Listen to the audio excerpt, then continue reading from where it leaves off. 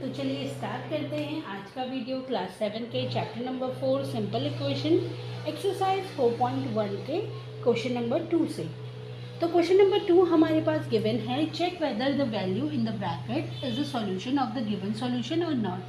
तो इस क्वेश्चन में हमें चेक करना है कि ये जो गिवन वैल्यू है ये इस इक्वेशन का सॉल्यूशन है या नहीं है।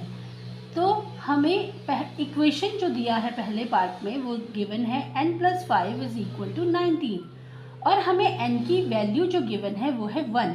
अब हमें ये चेक करना है कि ये जो n की वैल्यू 1 गिवन है वो इस इक्वेशन का सॉल्यूशन है या नहीं है। तो इसके लिए हमें कैसे पता चलेगा कि ये जो वैल्यू है n इज इक्वल टू 1 वो इस इक्वेशन की वैल्यू है या नहीं। तो इसके लिए जैसे कि हमने क्वेश्चन नंबर 1 में भी किया था वैसे ही हम करेंगे। अगर LHS और RHS इक्वल आता है हमारे पास तो इट मीन्स ये जो वैल्यू गिवन है ब्रैकेट में वो इस इक्वेशन का सॉल्यूशन है।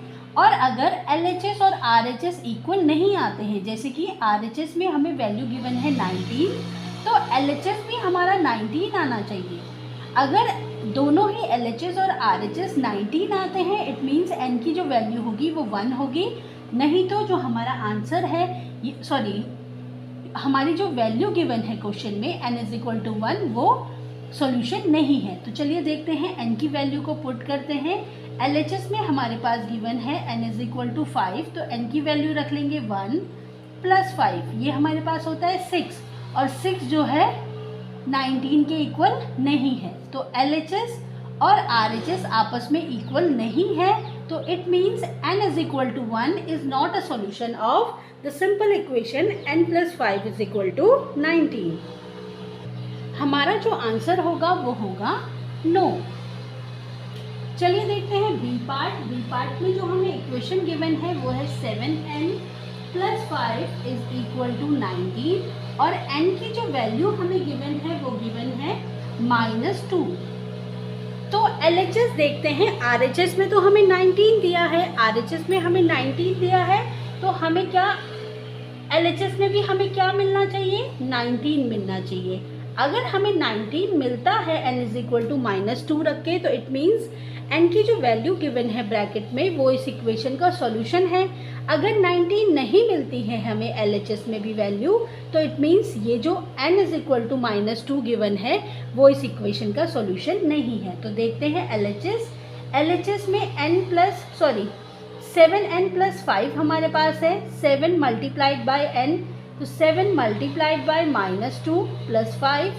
बॉड मास के अकॉर्डिंग पहले हम मल्टीप्लाई सॉल्व करेंगे तो 7 × -2 इज -14 + 5 प्लस माइनस माइनस होता है, साइन बड़ी डिजिट का आएगा, बड़ी डिजिट में 14 है, 14 में माइनस का साइन है तो ये हो जाएगा -9। अब जो -9 है वो 19 के इक्वल नहीं है, LHS जो है RHS के इक्वल नहीं है। इट मीन्स ये जो वैल्यू गिवन थी n इज इक्वल टू -2 वो इस simple equation 7n+5 is equal to 19 का सॉल्यूशन नहीं है। तो हमारा आंसर इसके लिए भी हो जाएगा नो। सी पार्ट में हमें इक्वेशन गिवन है सेम जो क्वेश्चन पार्ट बी में गिवन था, 7n+5 is equal to 19। n की वैल्यू इसमें हमें गिवन है 2। तो चलिए देखते हैं n की वैल्यू को रख के। LHS में हमारे पास है 7n+5, n की वैल्यू हम रख लेंगे 2, 7 × 2 + 5। तो बॉड मास के अकॉर्डिंग पहले मल्टीप्लाई करेंगे तो 7 × 2 इज 14 + 5, ये हमारे पास होता है 19।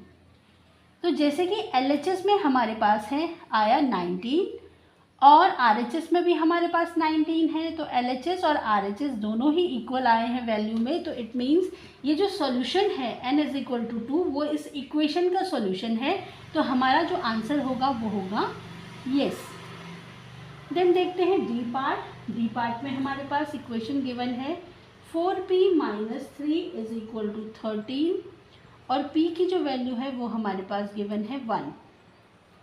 अब इस इक्वेशन में हमें क्या करना है, ये जो इक्वेशन हमें गिवन है 4p - 3 is equal to 13 it means LHS RHS में तो हमें 13 गिवन है, LHS में भी अगर हम p की वैल्यू 1 रखते हैं और 13 आता है, तो इसका मतलब ये होगा कि ये जो p is equal to 1 given है वो इस इक्वेशन का सॉल्यूशन है।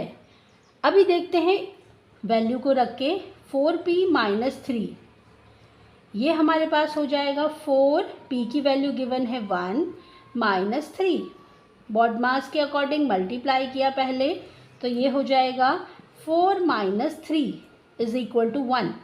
अब 1 जो है LHS में आया और RHS में हमारे पास 13 था, तो दोनों ही वैल्यू अनइक्वल हैं।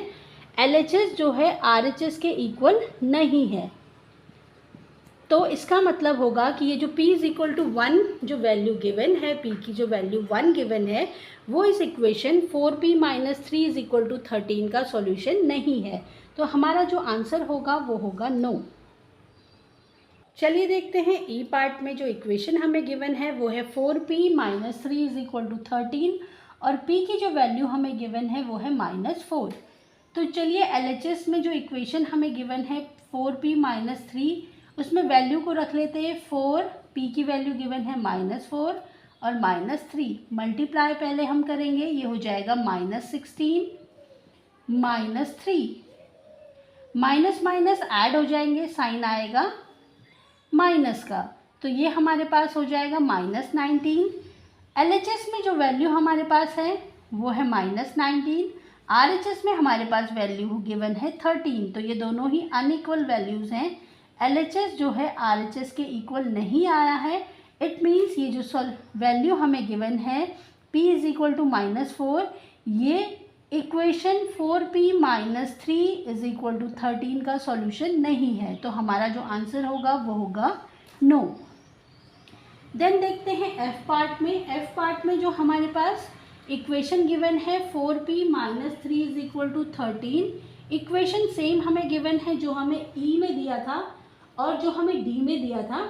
वैल्यू इस बार हमें p की जो गिवन है वो है 0, तो चलिए चेक करते हैं। p की वैल्यू 0 रख के LHS में वैल्यू रख लेंगे 4p माइनस 3 हमारे पास है LHS में, तो p की वैल्यू रख लेंगे 0, 0 हमें गिवन है p इज इक्वल टू, तो p इज इक्वल टू हमने 0 रखा, मल्टीप्लाई पहले करेंगे 4 इंटू 0 इज 0, 0 माइनस 3 वैल्यू हमारे पास आएगी -3, तो -3 जो है 13 के इक्वल नहीं आ रहा है, तो LHS -3 और 13 अनइक्वल वैल्यूज़ हैं, तो LHS is not equal to RHS, तो हमारा जो आंसर हो जाएगा वो हो जाएगा नो।